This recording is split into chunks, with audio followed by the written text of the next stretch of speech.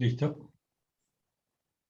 Muy bien, damas, caballeros, queridos amigos, queridas amigas, buenas noches y bienvenidos a esta reunión de la Academia de Estudios Masónicos de la Gran Logia de la Argentina de Libres y Aceptados Masones y de la Logia Miden of Hayek 407.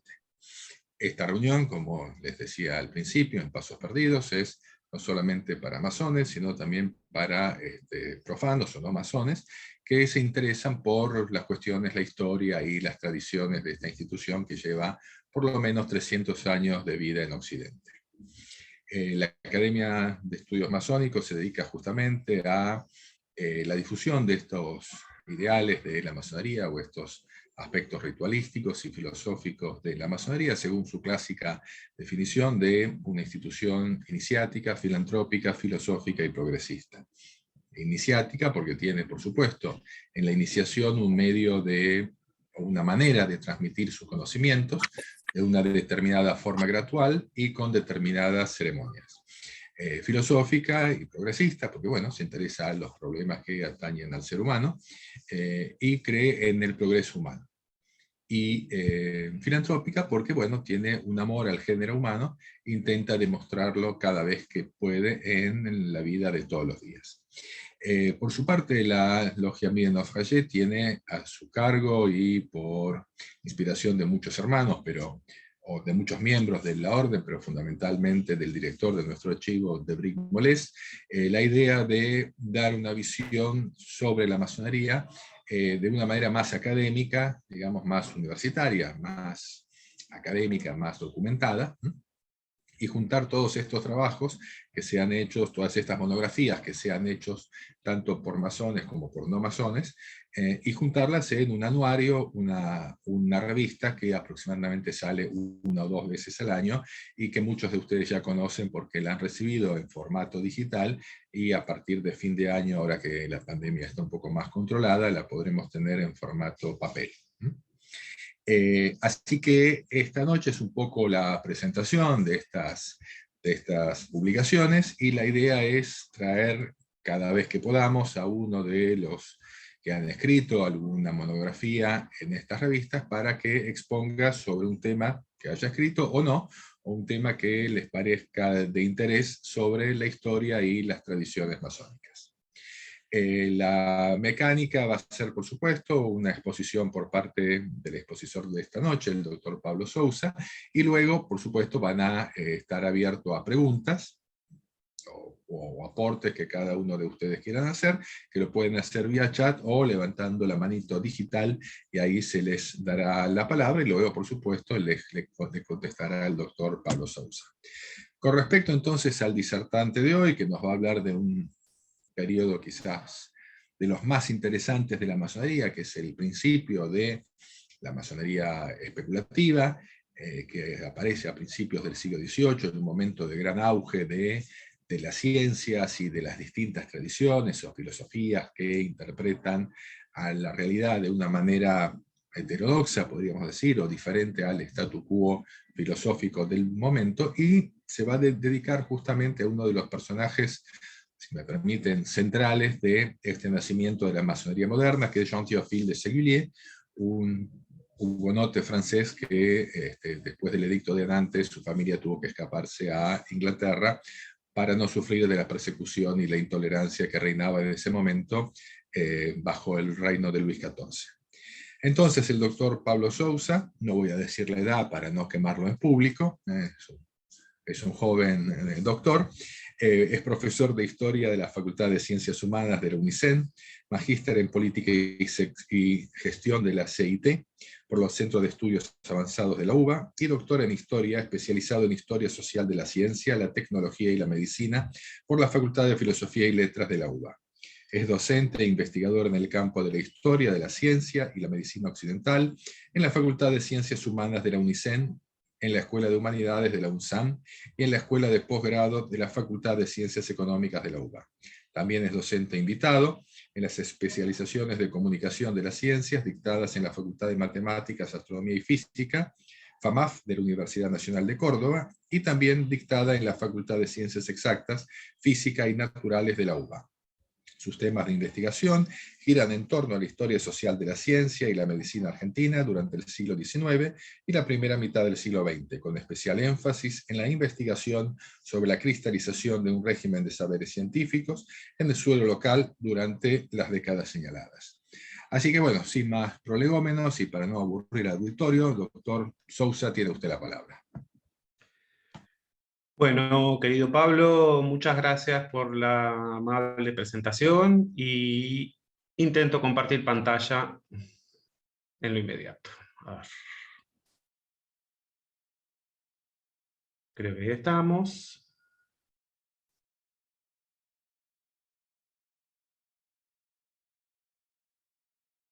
Y ahí estamos para arrancar. Bueno, en principio, las formalidades.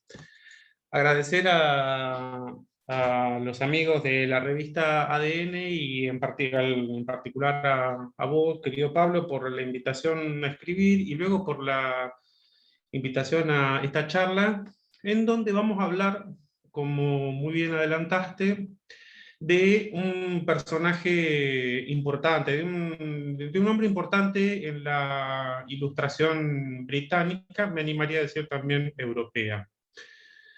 Luego de ese largo y aburrido currículum que vos acabás de leer, la idea sería, ¿por qué hablar de este sujeto? Bueno, claramente es un personaje reencontrado en la historia de la ciencia, sobre todo en la historia social de la ciencia moderna.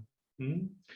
Y lo vamos a invocar acá porque justamente, además de ser, intentaremos mostrarlo a lo largo de la conferencia, un sujeto fundamental en la historia de la ciencia británica de los años, principios de los años 1700, estamos hablando de la Europa previa a lo que Hobsbawm denominó el doble volcán revolucionario, en los años inmediatos previos.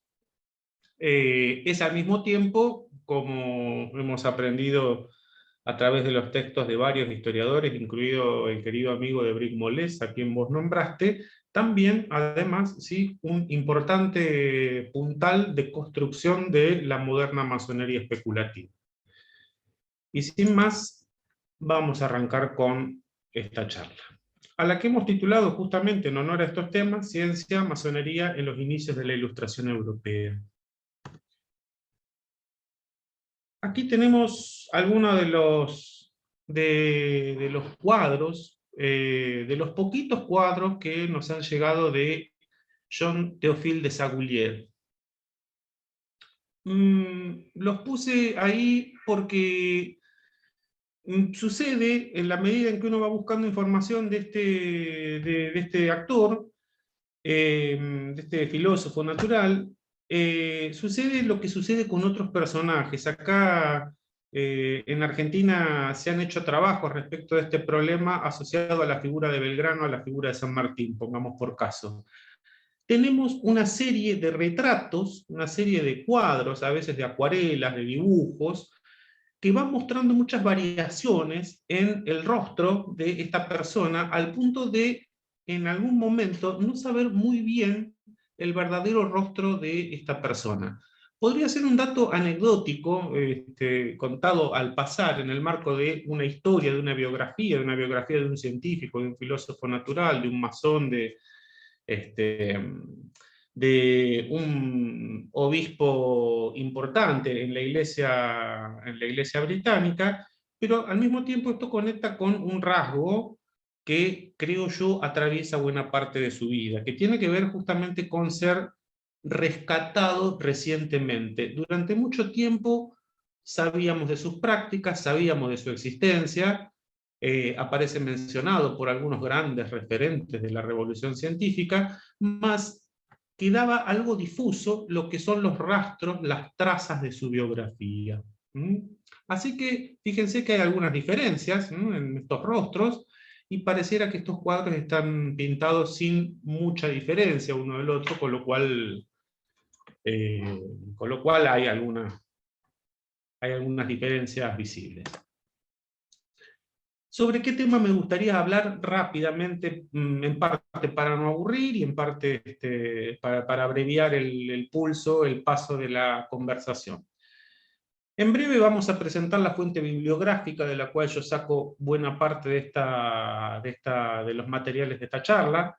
Cuentan entre ellos, sí, ciertamente el libro del querido amigo Debrig Molés, y a partir de ahí recorté una serie de temas que tienen que ver, una pincelada general con la biografía, quién es este sujeto, y por qué intentamos rescatarlo, de desempolvarlo del arcón de los recuerdos de la filosofía de la ciencia, y mostrar su importancia relativa en la filosofía, en la ilustración de principios del siglo XVIII. Acto seguido, vemos que buena parte de ese renombre se lo gana porque hizo un enorme aporte a la filosofía natural, a la ciencia, y en especial a los orígenes de la masonería especulativa moderna, tal cual la conocemos. Como tercer punto, me gustaría contar algo de lo que podríamos denominar sus años formativos. Vale decir, aquellos años en donde se anudan los temas que a nuestro criterio, a nuestros ojos, resultan de mayor importancia para la agenda de la actual historia social de la ciencia, ¿verdad? Vamos a ver que si bien tiene una vida muy intensa, justamente por lo que vos nombraste, adelantemos un dato, es una persona que sufre migración forzada desde muy niño, debido a las persecuciones religiosas emprendidas durante el reinado de Luis XIV en Francia. Tiene que emigrar de La Rochelle natal, en donde es su familia, a Gran Bretaña. Él se cría en Londres. Hay un núcleo de su vida en donde parecieran anudarse con fuerza los sentidos más específicos que podemos rescatar desde la historia, desde la agenda de la historia social de la ciencia. En breve mencionaremos cuáles son esos sentidos. Claro, sí, no podemos dejarlo de lado, uno de los principales sentidos tiene que ver con su pertenencia a la Royal Society. En un momento en que la ciencia, la nueva filosofía de la ciencia, está floreciendo, está transformándose en una verdadera cosmovisión del mundo, para retomar este concepto gramsciano, en la Europa de fines del siglo XVII, principios del siglo XVIII, Jean Théophile de Sagoulier ocupa un puesto clave en en una de las instituciones claves de la filosofía de la ciencia europea de la época, a saber, la Royal Society. Es el curador de experimentos, el curador de instrumentos durante casi 3 décadas de la Royal Society. Y vamos a ver el dato relevante por el cual logra ingresar a ese espacio. En paralelo, como decíamos hace un rato, y acaso es uno de los datos llamativos, es un miembro conspicuo, un miembro prominente, un miembro importante de la gran logia de masones británica, de la cual en los hechos es un miembro importante. Llega al cargo, llega a uno de los máximos cargos, al cargo de la veneratura, de gran maestre de la logia, y está en una serie de procesos claves denominados la unificación y los orígenes de la moderna masonería especulativa, como también en breve vamos a ver. Uno, desde ya, de los puntos más importantes, por lo cual Jean Théophile de Sagoulier, además de ser obispo protestante, además de ser un miembro encumbrado de la masonería británica de la época, además de ser un miembro de la Royal Society, es recordado, tiene que ver con la principal actividad a la que le dedicó buena parte de su vida, y esa actividad son las charlas itinerantes de filosofía natural. Este es un punto de los más interesantes y creo de los más lindos de la biografía de este filósofo natural. Vamos a ver de qué se tratan esas charlas itinerantes, y prometo que es del gusto de aquellas personas que tengan una sensibilidad por las ferias, por las muestras y sobre todo por la ciencia, por la historia de la ciencia. Asociado a las charlas itinerantes, vamos a ver algo asociado también a los públicos que asistían a esas charlas, y la importancia de por qué esos públicos estén en esos espacios, digámoslo desde ya, porque representa una nueva agenda de trabajos en clave de historia de la ciencia, en donde no estarían importando tanto los grandes héroes, sino más bien la incipiente apertura a nuevos públicos a las luces de la filosofía natural de la época. Cerramos con algunas preguntas y algunas respuestas que no son propias, sino más bien son parte del estado del arte, de lo que los historiadores que se han dedicado a trabajar con la biografía de este sujeto formulan. Si vamos sobre el primer punto, sobre la biografía, tenemos que, como hemos estado adelantando, la biografía de Desaguliers es rica en múltiples facetas.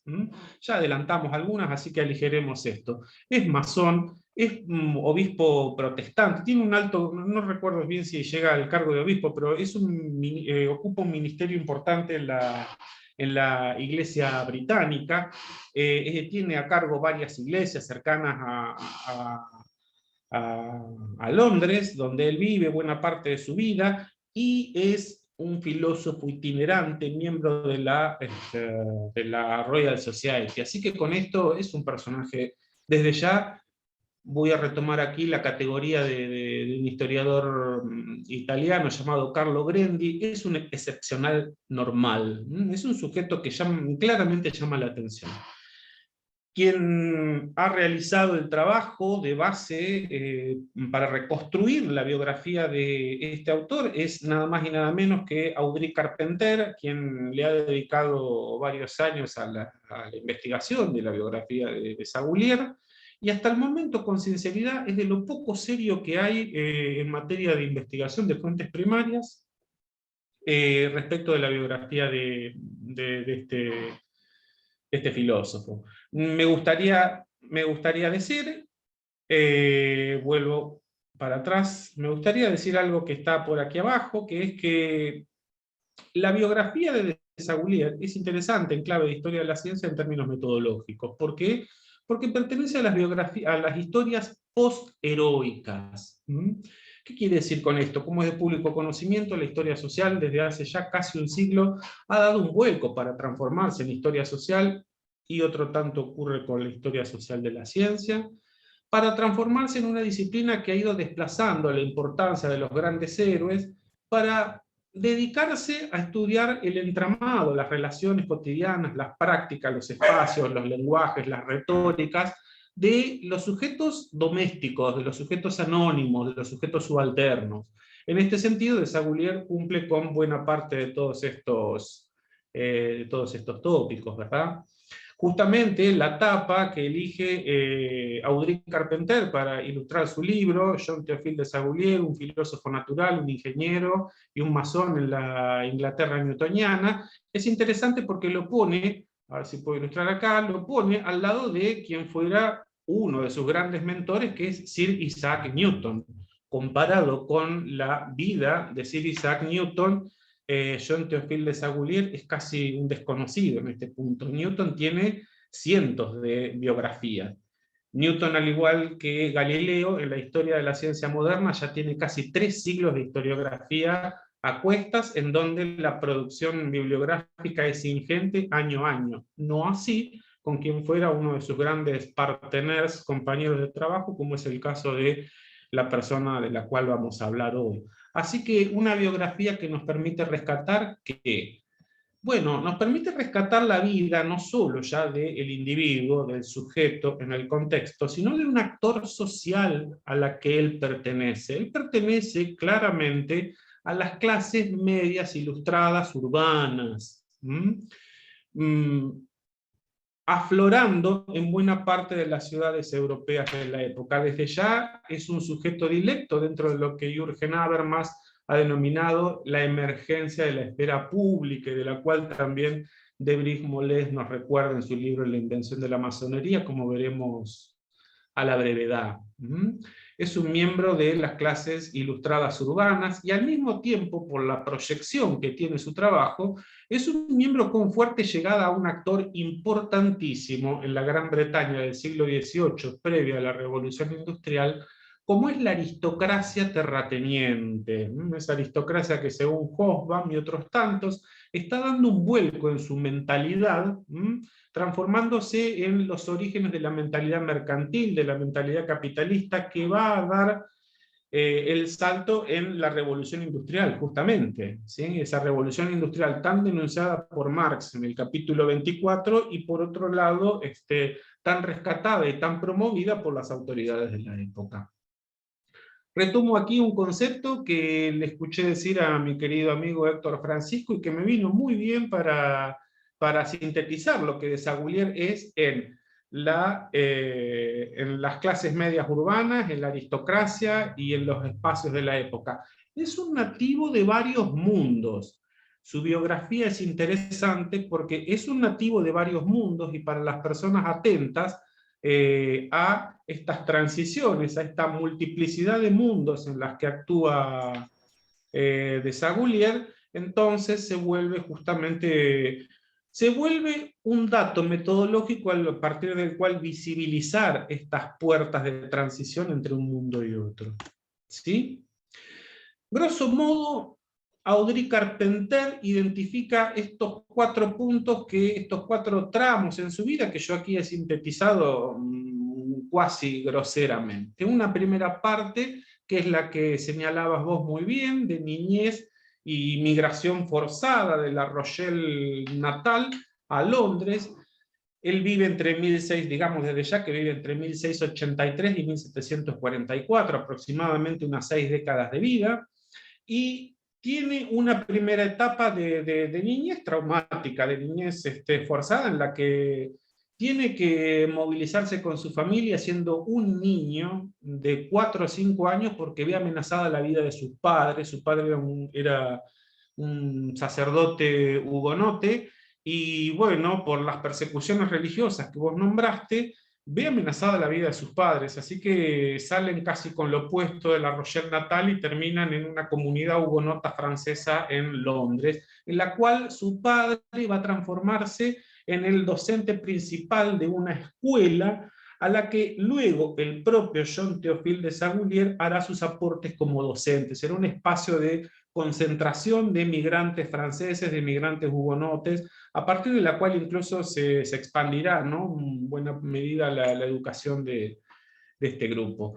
Un segundo tramo de importancia superlativa en la vida de Desaguliers es su paso como César en la Christ Church de Oxford entre 1705 y 1712. César es una categoría que suele andar en varias universidades europeas de la época. Había 3 o 4 formas de clasificar a los estudiantes universitarios, y César era una de las categorías que se les daba a aquellos estudiantes que económicamente no tenían emolumentos, no tenían el poder adquisitivo material para inscribirse en la vida universitaria, pero que tenían talento para el estudio. Entonces se les daba una suerte de permiso, una suerte, hoy diríamos, de free pass para poder estudiar, bajo la condición de que sirvieran a algunos de los estudiantes encumbrados que sí pagaban su membresía a las universidades. Desde ya que este fue el camino directo por el cual la ciencia de la época, la filosofía natural de la época, incorporó a grandes hombres, sin ir más lejos al propio Isaac Newton. ¿Sí? Sir Isaac Newton ocupa un puesto similar al que ocupa Desaguliers.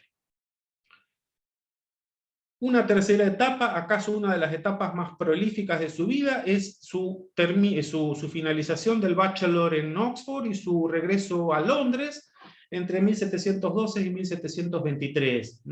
Es ahí donde aparecen sintetizadas buenas partes de las prácticas que hoy a nosotros nos van a convocar en esta charla. Y luego, de 1723 hasta su fallecimiento, un par de décadas en las que ya capitaliza buena parte de las acciones que ha emprendido y se transforma en un sujeto notable, visible, convocado, tanto como cortesano, como sujeto de proyección dentro de la nobleza británica, y también de varias casas reales, entre otras en Francia y en Holanda, como veremos a continuación.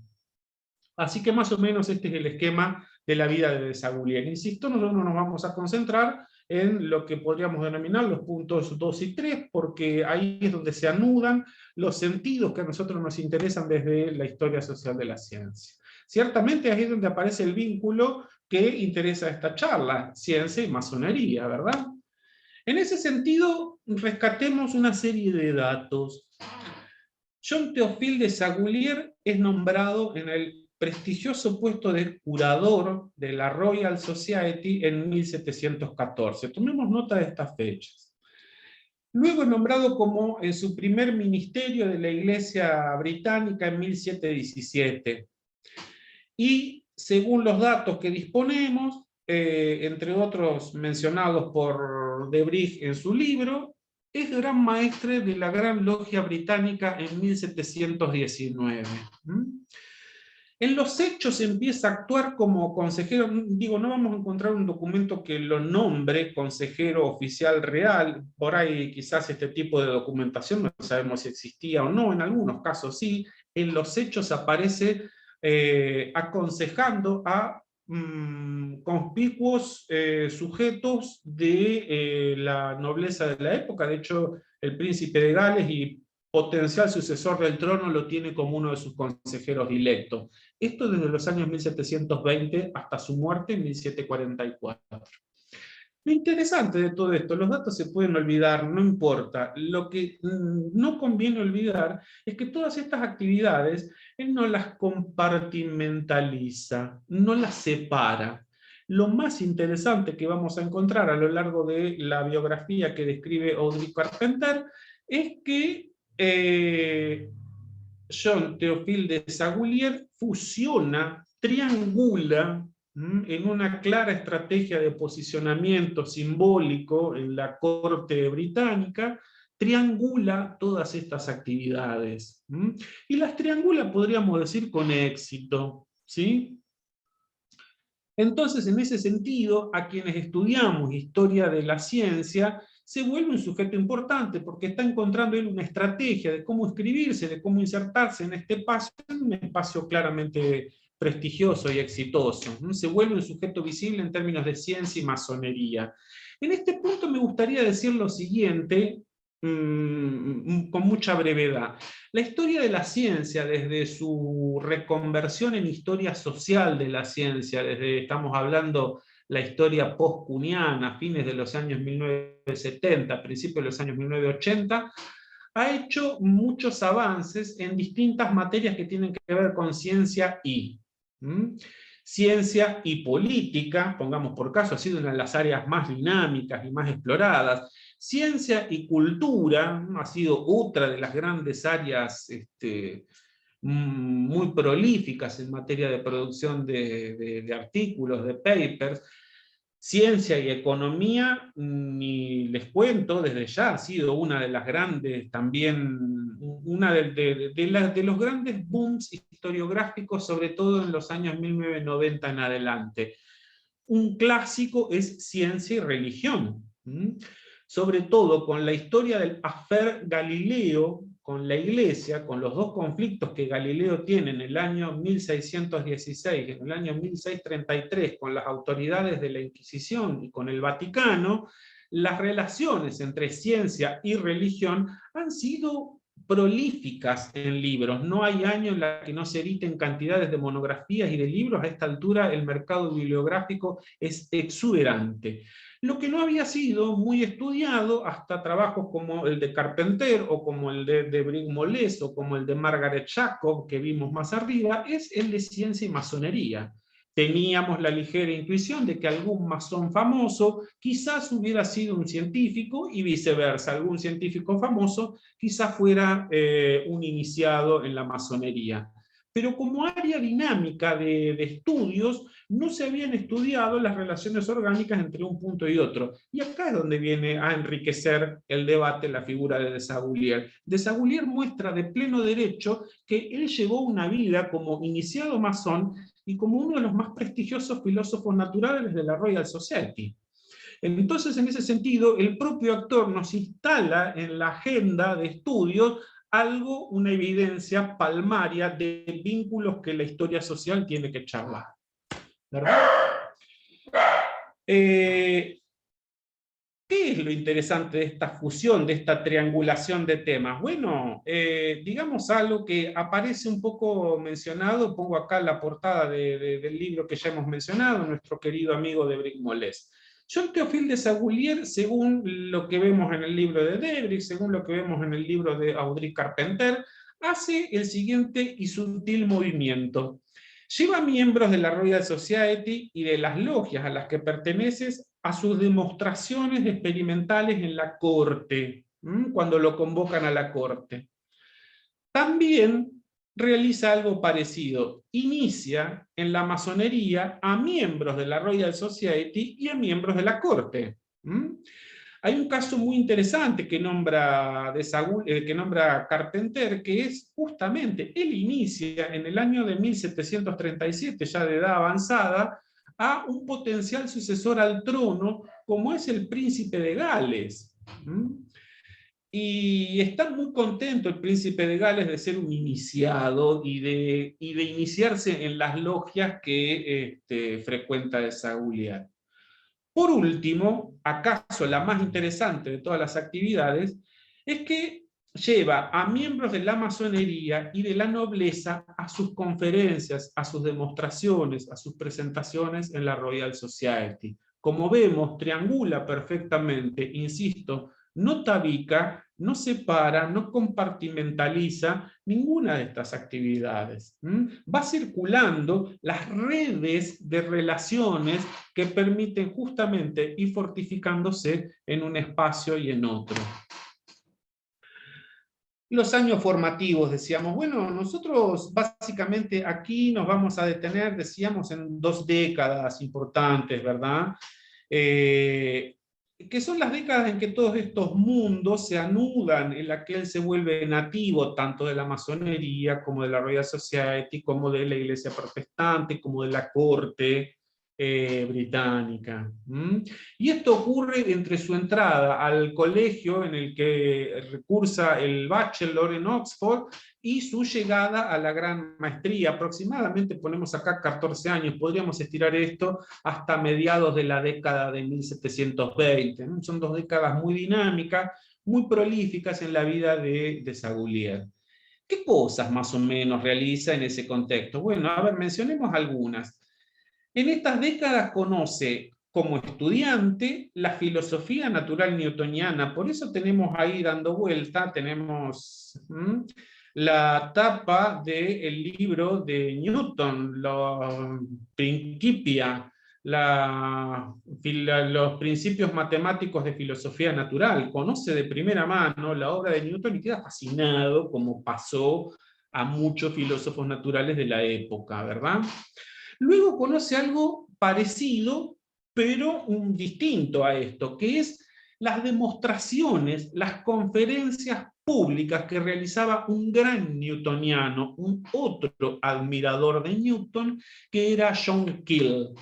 John Keel es un filósofo que ocupa la cátedra civiliana en Oxford, la cátedra de astronomía, de matemática, y durante los años en los que de Sagoulier estudia en Oxford, se encuentra con las demostraciones mecánicas, prácticas, experimentales de John Keel, de las cuales queda fascinado y de las cuales va a armar un modelo que toma, digamos, la idea de popularizar la ciencia, pero al mismo tiempo lo va a armar de otro modo, lo va a presentar de una manera un poco más amplia, de una manera un poco más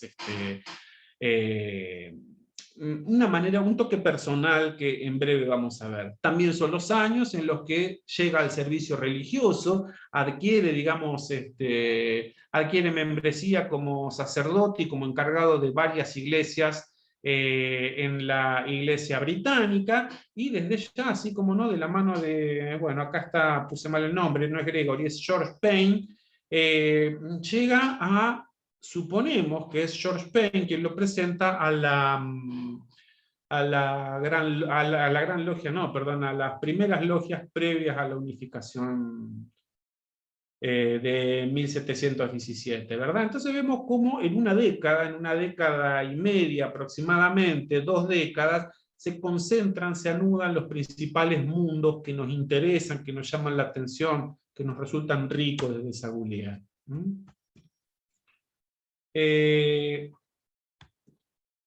Ahí vamos. En estos años también conoce, además de John Keel, a quien nombrábamos hace un rato, conoce a un sujeto que quizás ya tuviera algún dato desde los años de infancia. Este señor que vemos aquí, con un peinado, vemos que los peinados son muy parecidos para los caballeros de la ilustración de la nobleza de la época. Este señor que vemos aquí es Edmund Halley. Edmund Halley, todos conocemos el cometa Halley, digamos, y acaso quien tenga ya algunos años, como es mi caso, para el año 1986 estuvimos atentos del paso del cometa Halley en el cielo y empezamos a sacar cuenta de cuánto iba a tardar los 74, 75 años que tarda en volver. Edmund Halley es el que da nombre a este cometa, a este visitante itinerante, ¿verdad? Fue un prestigioso astrónomo, un miembro directo también de la Royal Society, y era de las pocas personas con las que Newton podía hablar. Ya vamos a ver de qué se trata esto. Newton tenía un carácter muy especial, Newton tenía un carácter, podríamos decir, algo, ¿cómo decirlo?, algo picante, y no tenía grandes amistades, no era un sujeto fraterno, por decirlo en estos términos, y de las pocas personas con las que tiene un trato ocasional es con Edmund Halley, quien, según reza cierta mitología, pone el dinero para la primera impresión de la primera edición de los Principia, es decir, del libro de Newton. Si conocemos el libro de Newton y ha causado el impacto que ha causado, es porque este señor ofició de mecenas de ese libro. También desde ya ofició de mecenas de El joven de Sagoulier. Edmund Halley en su casa de Londres tenía instalado en la terraza un telescopio e invitaba a los niños de la zona, a los niños del barrio, a mirar por ese telescopio, y parece una novedad de Sagoulier, se inicia en la astronomía que tanto le va a fascinar tempranamente con este sujeto. Hablando de Halley, cómo llega a la Royal Society sería uno de los primeros pasos, ¿verdad? Pero antes que nada, antes de hablar de cómo llega a la Royal Society, digamos qué es la Royal Society. La Royal Society es, en los hechos, físicamente, un grupo de caballeros ilustrados. Cuando decíamos que de Sagoulier nos da la pista para estudiar a los sectores urbanos ilustrados, londinenses, europeos, y también a la aristocracia, estamos hablando casi de la Royal Society. La Royal Society coexistían grandes terratenientes escoceses como Robert Boyle, y al mismo tiempo coexistían sujetos burgueses, encumbrados, ilustrados, propios de la vida urbana londinense de la época. Había sido fundada hacia el año de 1660, y desde ya venía teniendo reuniones frecuentes al menos una década antes, en 1650. La Royal Society es una suerte de portaestandarte, de bandera, de nave insignia de la filosofía natural, entre otras cosas porque acunó nombres como Sir Isaac Newton. La conocemos con el prestigio que la conocemos porque de la misma manera que conocemos la Academia de los Linces, en la que participó Galileo Galilei, también en su par francesa, la Real Sociedad de Ciencias de Francia, fundada por el ministro de Luis XIV, Colbert, porque, bueno, pertenecieron ahí grandes eminencias de la filosofía natural francesa, como veremos en unos momentos.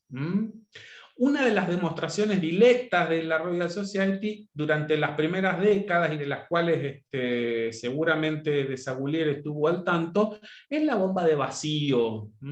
Hoy este nombre nos suena casi conocido y no nos llama demasiado la atención. En aquel momento, decir que los trabajos en torno a la bomba de vacío han causado una verdadera explosión editorial en la historia de la ciencia. Hay un libro muy famoso y muy bonito, escrito por uno de los mejores historiadores de la ciencia en la actualidad, Stephen Shapin y Simon Schaffer, que se llama El Leviatán y la bomba de vacío. La bomba de vacío es un instrumento que manda a construir Robert Boyle para pelearse con Aristóteles y con los aristotélicos, donde los aristotélicos habían insistido que el vacío era un horror vacui, era un inexistente, la naturaleza aborrece el vacío, y lo había dicho Aristóteles de esta manera. Los caballeros de la Royal Society se empeñan en seguir las enseñanzas galileanas y demostrar que el vacío existe y se puede generar artificialmente. Entonces arman una bomba destinada a producir vacío. Y esto era, dice Stephen Shapin, era casi como tener el mejor instrumental científico del que uno se puede imaginar. Hoy por hoy, un tomógrafo computado, un ciclotrón, un acelerador de partículas, y la Royal Society mostraba gustosa este tipo de instrumentos a los nobles, claro, no al ciudadano de a pie, como ya veremos. ¿Cómo llega Robert Boyle, no, Desaguliers a este punto? Bueno, Desaguliers se había iniciado, como vimos en el Christchurch, de la mano de las conferencias de este señor John Keel y también un poco conociendo a Edmund Halley, se había iniciado en la práctica de dar conferencias. Copia este modelo y se transforma en un prolífico orador, en un prolífico armador de conferencias, y su fama trasciende cuando él llega a Londres. Cuando llega a Londres empieza a dar alquila una casa que luego la compra en la calle Canal Row, arma lo que se ha denominado las universidades de a un penique. ¿Qué quiere decir esto? Armaba ciclos de conferencias, largas ciclos de conferencias sobre mecánica, física natural, óptica, hidrostática, electromagnetismo, vale decir todos los fenómenos de la filosofía natural newtoniana de la época. En sus propios aposentos cobraba una guinea a quien quisiera participar. Y a esto se lo llamaba universidades universidades de una guinea. Con esta fama, precediéndolo, Sir Isaac Newton lo invita a participar en la Royal Society. Y acá hay que detenerse en este punto. La figura de Sir Isaac Newton para 1713-1714, que lo convoca, ya es claramente el científico, el filósofo natural más prestigioso de toda Europa. Y es incuestionable, también es un sujeto muy querido por la nobleza en la época. Tengamos en cuenta que Sir Isaac Newton ya para esta altura tiene un busto en la Cámara de los Lores, ¿sí? No cualquier persona tiene un busto en vida en la Cámara de los Lores y se ve en un busto cada vez que entra en la Cámara de los Lores. Así que ya es un científico de renombre, afamado, y de un genio algo problemático. Hoy podríamos decir, con el lenguaje psicológico que tenemos en nuestros días, que tiene un serio Asperger, es una persona que no tiene ningún tipo de sociabilidad, pocos amigos, pocas relaciones afectivas, apenas un núcleo, algún contacto con algún sobrino y con algún familiar que le ha quedado de sus momentos adolescentes, pero en rigor de verdad es un sujeto metódico y neurótico para el trabajo. Su única verdadera pasión es dedicarse a leer teología, alquimia, óptica, física, y no mucho más, y matemática. Y de hecho lee más alquimia y teología que otra cosa. Enterado de que Desaguliers está en Londres, lo convoca para ser el curador de la Royal Society. Esto implica que Desaguliers, desde 1714 hasta su muerte en 1744, va a ser la persona que se dedica a armar instrumentos para las demostraciones que se hacen en la Royal Society. La Royal Society es una asamblea de caballeros, como vimos, y se reúne ¿para qué? Se reúne una vez a la semana, los jueves por la noche, a discutir experimentos. No quieren discutir teorías, no quieren discutir teología, no quieren discutir Aristóteles, no quieren una ciencia erudita al modo como la que se practicaba en las universidades. Quieren discutir experimentación. Y para eso se necesitan instrumentos, y se necesita un buen curador de instrumentos. Newton lo convoca. Tengamos en cuenta esta idea. Nosotros estamos acostumbrados en la vida universitaria moderna que si se nos ocurre un tema de tesis vamos a buscar un padrino o madrina de tesis, ¿sí? Un director o directora de tesis. Y este es el movimiento propio al que estamos acostumbrados. Aquí la cosa es al revés. Aquí el referente más importante, Newton, va a buscar al curador. Imagínense la presión que debe haber sentido este sujeto en que el científico más importante de Europa te esté convocando.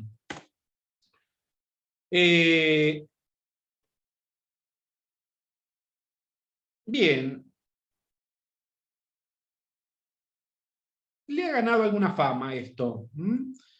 ¿Por qué decíamos al principio que Desaguliers es un sujeto que hemos redescubierto? Bueno, porque antes de que exista su biografía, antes de que la metodología historiográfica ponga la lupa en sus trabajos y en su biografía, en su existencia, se lo había tomado como un vulgarizador de Newton. Algunos historiadores de los años 1970 inventaron la categoría de vulgarización, y a estos sujetos se los tomaba como gente de pensamiento ortodoxo, dogmático, que lo único que hacían se encargaban de repetir lo que había dicho Newton. Y así en esta categoría cayeron varios, injustamente de Desaguliers. También cayeron la eximia matemática francesa Madame du Châtelet, Émile Newton du Châtelet, como la apodó Voltaire. También cayeron Matteo Algarotti, también cayó de la Fontenelle en esta categoría. En fin, una cantidad de personas que se dedicaron a llevar la buena nueva del newtonianismo y a experimentar dentro de ese marco, de esa cosmovisión, se los trató directamente de apologetas. Si nos acercamos al tipo de trabajo que él hacía y que se ve publicado en este libro, el curso de filosofía mecánica y experimental, es un curso donde un libro donde se compilan buena parte de los experimentos prácticos que él articuló a lo largo de sus conferencias itinerantes. Vemos que no tiene nada que ver con un apologeta, es un sujeto que tiene una proyección propia, que retoma de la caja de herramientas del newtonianismo aquellas cosas que a él le interesan y que le permiten expandir esa filosofía con una identidad propia. Así que haremos bien en salvarlo de ese lugar. Él, como decíamos hace un rato, ocupa casi 3 décadas de curador en la Royal Society. Las fuentes de la época describen que la Royal Society, donde se ubicó tuvo varias ubicaciones. Ahora, en un momento vamos a decir algo al respecto. Una de sus ubicaciones más estables durante los años 1700 es en la calle Court Crane, y el edificio en el que sesiona la Royal Society, en parte financiados con fondos que había heredado Robert Boyle, establece un salón dedicado a almacenar los instrumentos que va produciendo Desaguliers. En algún momento es tal la cantidad de instrumentos que ha creado de su propia manufactura que se transforma en una suerte de museo en vivo para aquellas personas, sobre todo para aquellos nobles, eminentes, interesados por la filosofía natural, que estuvieran de visitas en Londres y que quisieran ver los tesoros de la Royal Society. Lamentablemente eso se pierde. En algún incendio que ocurre en ese edificio, buena parte de todo ese material se pierde y han quedado escasísimos instrumentos que utilizaba Desaguliers en sus conferencias itinerantes. El reloj que vemos ahí es uno de estos instrumentos. Es un pequeño reloj que él utilizaba en las demostraciones, y han quedado algunos grabados, algunos dibujos también de algunos otros instrumentos que él trabajó. Este reloj tuvo un anecdotario personal. En algún momento lo compra Franklin cuando está no sé si lo compra, llega a manos de Franklin y se lo apropia Franklin cuando está en París, y termina luego en alguno de los museos, de esos bonitos museos de ciencia y tecnología que hay en Estados Unidos, donde se lo puede ver tal cual lo vemos ahí hoy por hoy. Así que toda una historia de la producción artefactual de Desaguliers. Digamos algo de su biografía masónica. Claramente aquí los trabajos que hay que recomendar es, en principio, el libro de Debrich, luego textos como el de Margaret Jacob, que veíamos al principio, la ilustración viviente, y alguno que otro más donde nos muestran los primeros años de lo que es la formación de la Gran Logia. Desaguliers está en este momento, y Carpentier, a la hora de trabajar con la llegada de Desaguliers a la masonería, va a ser una solución salomónica, digamos, ¿sí? más que salomónica, por el contrario, el concepto está mal usado. Va a intentar hacer una solución de compromiso y no meterse en grandes debates historiográficos sobre los orígenes de la masonería, que los hay y muchos, como podemos ver en el libro de Debrich.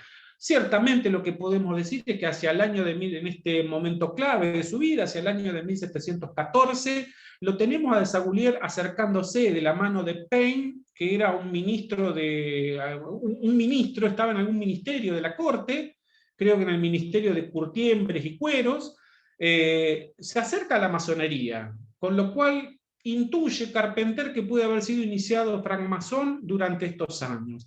Para 1717 lo tenemos como representante de una logia de nombre muy bonito. Recordemos que las logias se reunían en tabernas, en los salones libres que había en grandes tabernas de la época, igual que la Royal Society antes de tener su propio edificio, ¿sí? Y entonces la logia en la que aparece Desaguliers lleva el nombre de Rammer and Grapes, y es una de las 4 grandes logias que está en esa reunión mítica a esta altura, que ocurre en 1717 en Londres, y que se toma como puntal, como punto de partida de la unificación del Gran Oriente, de la Gran Logia Británica, ¿verdad? ¿Por qué Desaguliers es importante ahí? Bueno, porque justamente está concitando adhesiones, lleva su nombre, al mismo tiempo incita a que algunas personas de la aristocracia vengan a ese espacio y vean con buenos ojos ese espacio. Incita también a que algunas personas de la universidad, de la Royal Society, vean ese espacio como un espacio amigable, fraterno y quieran pertenecer. En los hechos se va transformando en un sujeto importante porque, como vemos en el libro de Debrich, va a estar en la redacción de las constituciones masónicas. Tomemos nota del concepto de constitución, porque vamos a ver que a la hora de cerrar que tiene un aporte importante esto para explicar las relaciones entre ciencia y masonería. Las constituciones son conocidas como las constituciones de Anderson, y vulgarmente entendemos que fue Anderson uno de de las cabezas visibles de estas 4 logias, digamos, a las que llegan a esta reunión, el encargado de redactarlas. Bueno, Desaguliers está también en esa redacción, aunque no figure de esta manera, ¿no? Presentado de este modo. Entonces lo tenemos como un sujeto fundamental. Acá esta foto es una de las que logré, al parecer, hacia los años de 1880, 1890, cerca de la actual iglesia de San Pablo, todavía se conservaba el edificio de lo que fue el espacio donde se juntan estas 4 logias, que tiene también un nombre simpático, la Oca y la Parrilla. Desaguliers fue un activo masón toda su vida, y desde ya, luego de haber ocupado la gran maestría en 1719,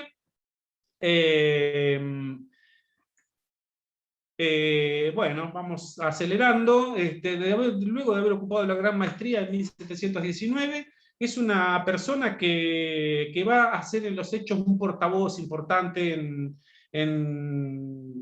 la vida de las logias, ¿sí? De hecho, lo tenemos dando vuelta también en la creación de logias en Francia, y Carpenter va a rescatar varios relatos en donde está presente en logias en Ámsterdam, en Holanda, en Francia mismo, en fin, tiene una actividad masónica fusionada con su actividad de filosofía natural importante.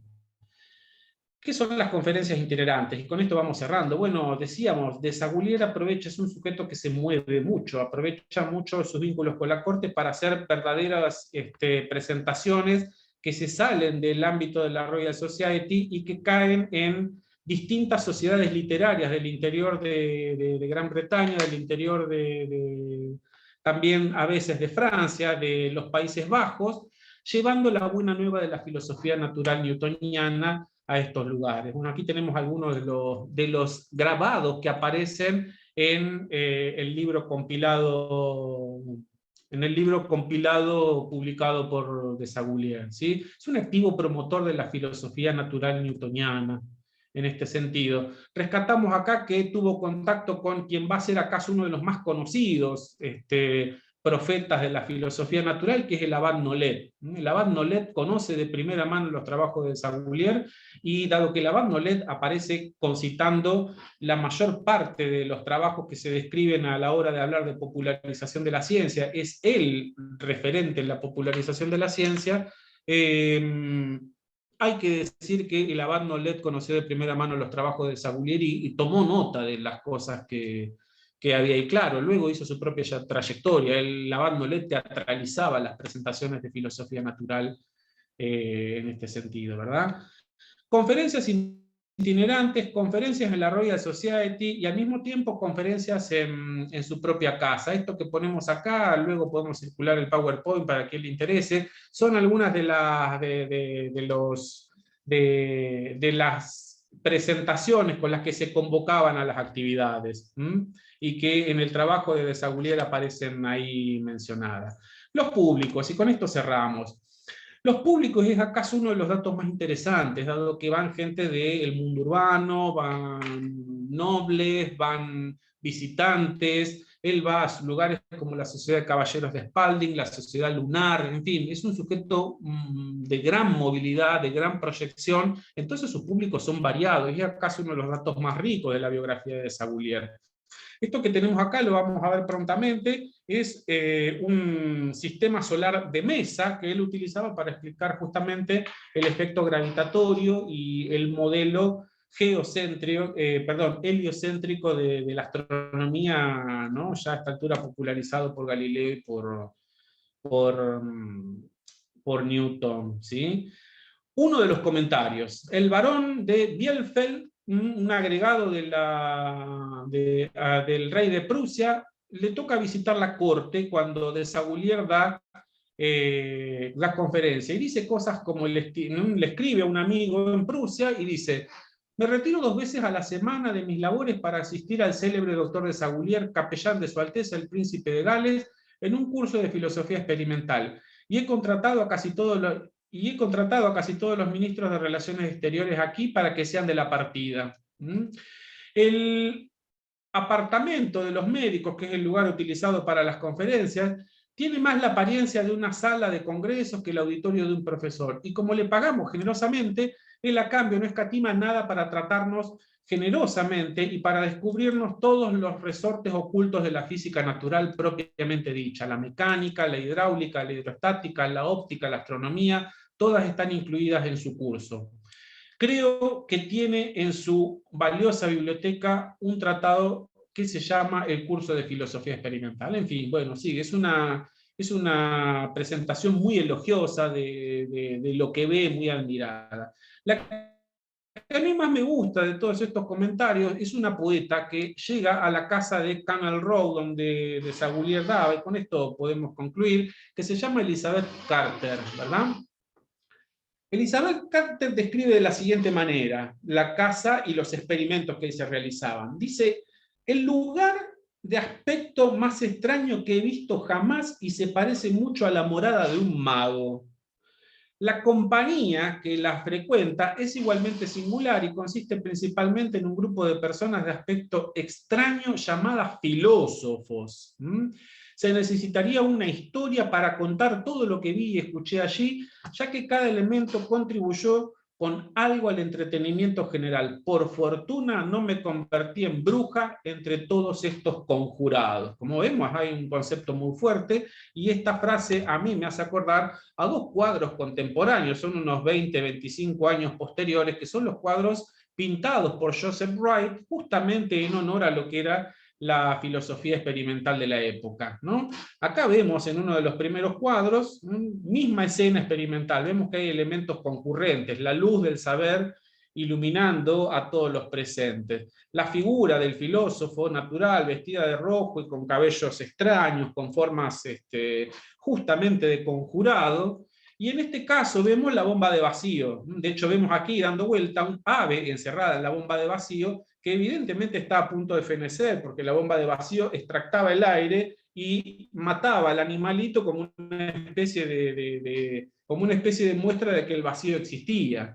Vemos a un niño aquí en este lado abriendo una cortina y dejando entrar la luz de medianoche, ¿no? Una fuerte escena de momento similar a Memento Mori. Vemos que la filosofía natural aparece aquí como una cuestión iniciática, como una cuestión de, al mismo tiempo de oscuridad y de ilustración. Vemos desde ya los públicos, vemos niñas, niños, padres, burgueses ilustrados, vemos alguna dama, como la propia poeta que puede haber escrito, y vemos aquí dando vuelta un modelo de planetario como el que veíamos dibujado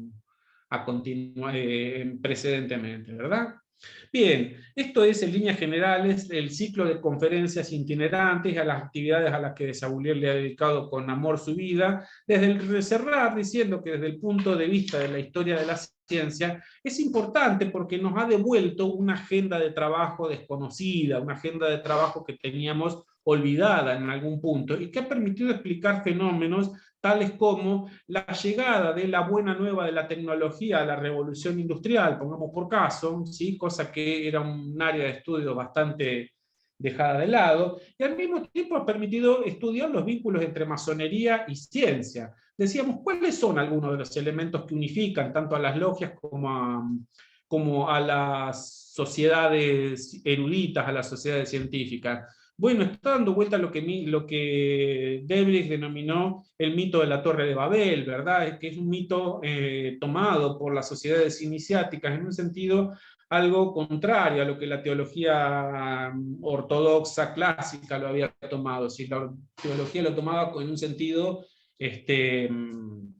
admonitorio, de castigo, las sociedades ilustradas de la época lo toman casi como un sentido de culto a la fraternidad, de culto al cosmopolitismo, ¿sí? La Torre de Babel es ese espacio en el que las personas, por contrastar y a partir del conocimiento, la voluntad de Dios, son dispersadas, y al mismo tiempo esta dispersión se toma como un puntal de construcción de la fraternidad. Fraternidad, cosmopolitismo, ciertamente son valores que también cultivan las sociedades científicas como la Royal Society. Dice Margaret Jacob, lo que asustaba a los personajes de la realeza que se acercan con curiosidad a estos espacios es que tanto las sociedades científicas como las logias practican el constitucionalismo, crean constituciones, votan a sus miembros, eligen, levantan la mano, deciden.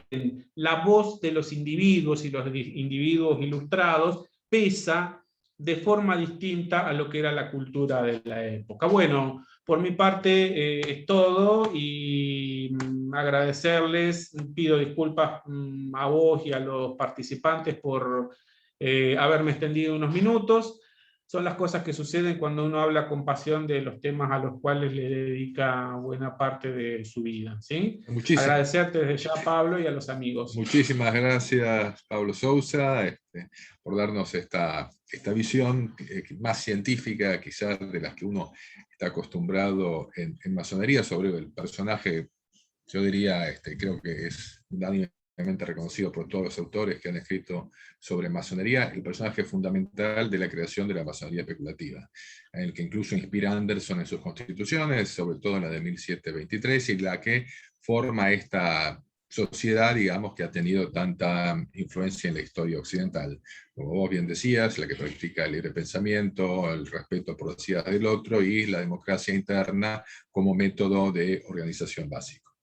Pero bueno, en toda conferencia, por supuesto, lo más interesante son las preguntas, así que, damas, caballeros, TAC concede la palabra, pueden levantar la mano.